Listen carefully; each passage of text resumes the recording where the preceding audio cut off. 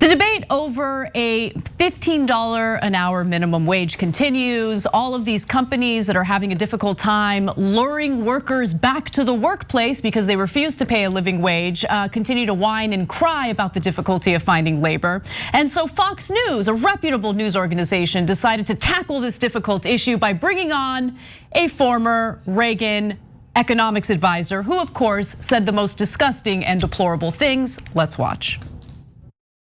For those people, Sandra, who are coming into the labor force brand fresh, not old timers who've been around for a while, the poor, the minorities, the disenfranchised, those with less education, young people who haven't had the job experience, these people aren't worth $15 an hour in most cases. And so therefore, when you have a $15 an hour minimum wage, they don't get that first job. They don't get the requisite skills to earn above the minimum wage. And after a few years, they become unemployable. And after becoming unemployable, they become hostile. And that what you'll find happening is this technology has created an underclass of people who are really just bid out of the labor market and will remain out of the labor market for most of their lives. And this, I think, is just a tragedy. What he's talking about toward the end there is what automation is doing. And he talks about automation essentially leading to unemployment as a good thing, right? Because this is how the market works, guys. This is the free market. I mean, you got bid out. I mean, you've been working at this job, you've been underpaid, and then you get screwed over with automation. And that's just how the free market works. It's just that we need government intervention in the quote unquote free market when, these corporations commit fraud or they fail, and then they need some liquidity from the Federal Reserve to bail them out. That's when the free market isn't the talking point that they like to use. But when it comes to wages, that's when they love to talk about the free market. And of course, who does and does not deserve a $15 an hour minimum wage, which at this point in most parts of the country isn't even a living wage. Okay, that's how much inflation has basically destroyed the current wages that we're earning right now, but further made it unlivable, really, even at $15 an hour. But let's not bury the lead there. He just said not only the poor and the young, but that minorities aren't worth $15 an hour. Yeah. He just said it. You could rewind the tape and watch. I'm not surprised at all. Minorities are not worth $15 an hour. And that, if you don't know who Art Laffer is, that's not just some rando dude that they found on Fox, like, oh, hey, who can we find to yell at minorities today, right? No, that's Art Laffer. He's the author of The Laffer Curve. That's the basically supply side economics. And the Laffer Curve is appropriately titled because it's a total joke. And the thesis there is, if you tax rich people too much, then you'll get less revenue for the government. That's not remotely true. It's been disproven 1,000 times, but it is very convenient. You just needed one, I don't want to say idiot, because they're all making money off of it, right? But you just needed one guy to make up economic theory. And then, because the Republicans don't care if it's true. They've never cared if it's true. By the way, neither do corporate Democrats. But mainly the Republicans and Reagan all relied on the so-called Laffer curve to say, oh, no, don't tax the rich. The rich are the beloved. Now, they need all of the money. They deserve all of the money, and we cannot tax them. But the poor, they don't deserve any money. They don't even deserve $15 an hour. Minorities, young people, no, they don't deserve anything. And now, then think about, look, the guy has never made sense in his entire life. He's always been a useful tool for the wealthy and corporations. But think about how little sense he made in the middle there. He says, okay, these minorities are useless and worthless and so are the young, etc. But when they were not gonna earn enough skills to earn more than that. But wait a minute, if the minimum wage is $15, you can't pay less than that. So if you're gonna move up to a manager or to a different position, by definition, it has to be higher than that, right? And he's like, no, nobody will hire him. Why would nobody hire them? That doesn't make any sense at all. If you start at $7.25, the current federal minimum wage, and you work your way up, and as a lot of you know, you work at Walmart, you're gonna, if after a decade or more, you might be up to $8.75. But if you start at 15, you would work your way up to 16 or 17. So he says, no, magically the markets are not going to work anymore. No one's gonna hire anyone at $16, and they're all gonna fall out of the market and become hostile. But okay, now if we're talking about economics, none of this makes any sense. But they're gonna become hostile? What does that have to do with economics? Now you're just making stuff up.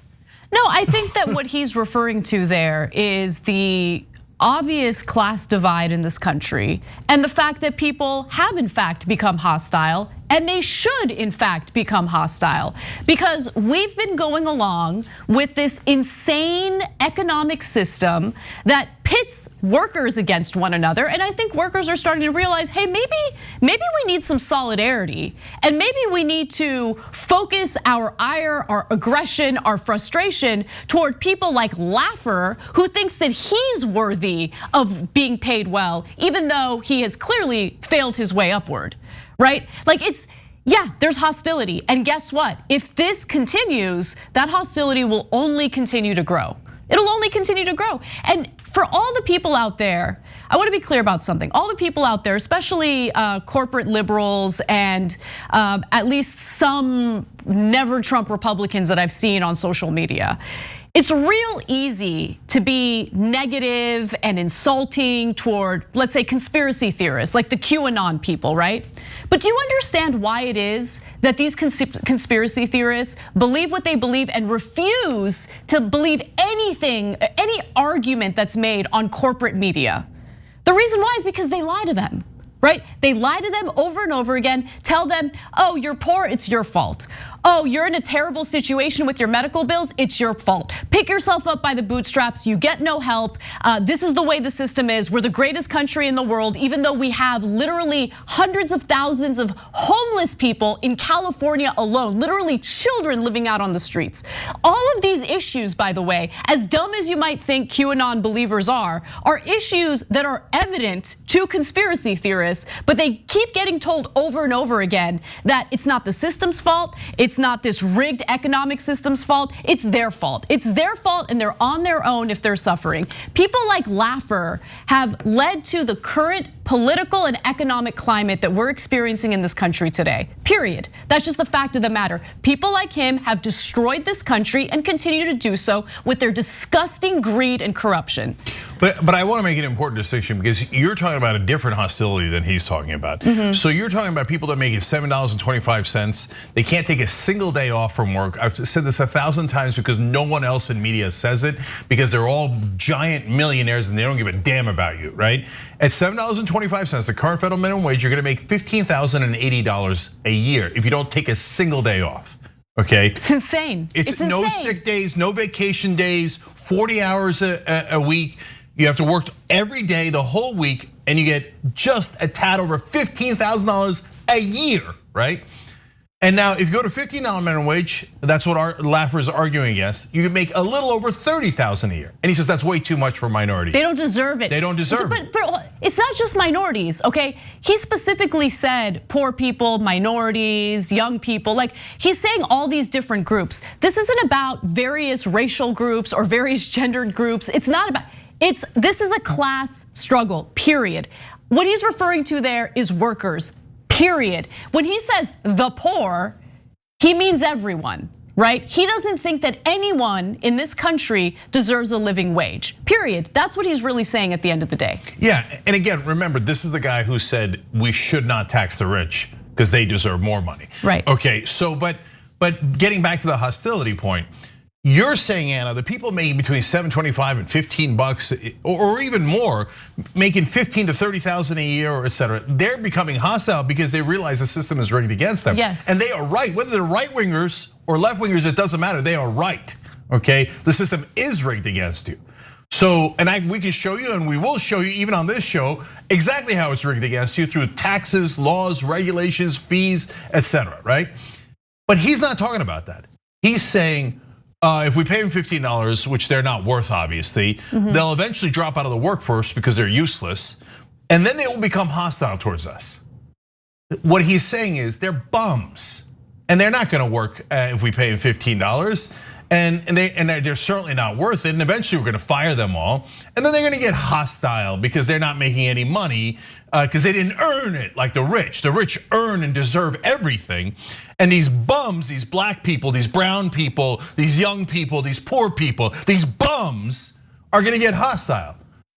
Okay, first of all, if they're driven to hostility at all, if anyone is, it's because of comments like that, where you antagonize them to the nth degree after they've already suffered all that they have suffered.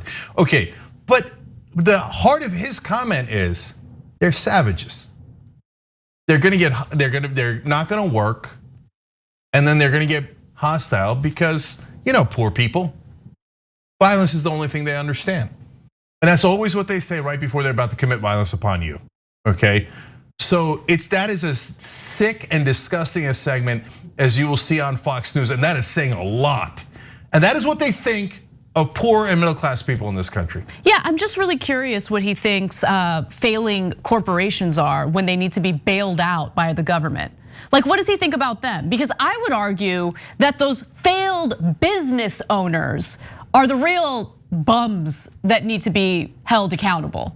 But there's a two-tiered system, right? When it comes to government help, when it comes to this type of commentary, when it comes to ordinary people, when it comes to workers, the very people who generate the revenue for these corporations. Oh, they're bums if they're just asking for decent working conditions and decent pay.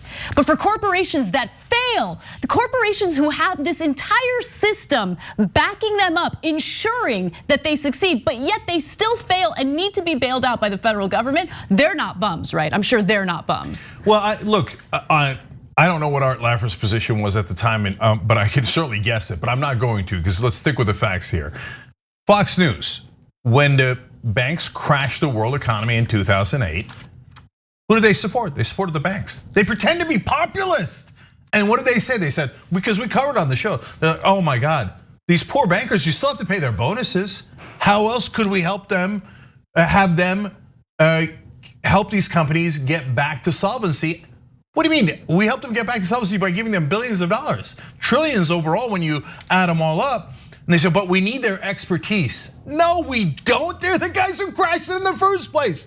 But Fox News said, no, you must pay the bankers their giant bonuses, even if they're complete and utter failures. Now they bring on Art Laffer to laugh at the poor and the minorities and everyone else and go, they're not worth anything. They're not even worth $15.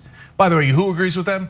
Joe Manchin and 8 Democrats that voted with every single Republican in the Senate. They all voted no on $15 minimum wage. Joe Biden had his 2 best friends in the Senate, the 2 Delaware senators, vote no on minimum wage, $15 minimum wage. So you might get mad, and you should get mad at Art Laffer and at Fox News, but understand that a lot of corporate Democrats, and this is important, the entirety of the Republican Party, every single one of them are corrupt crooks who hate poor people and middle class people, who only serve the rich. And yes, those corporate Democrats, I don't care what any kiss ass of the establishment says, are same exact people as them.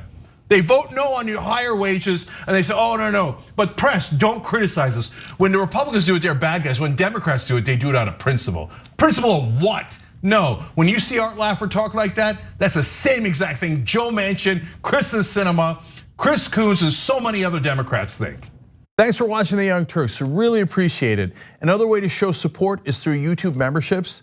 You'll get to interact with us more. There's live chat emojis, badges.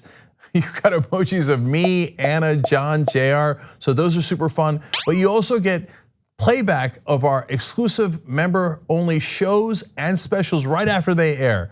So all of that, all you gotta do is click that join button right underneath the video. Thank you.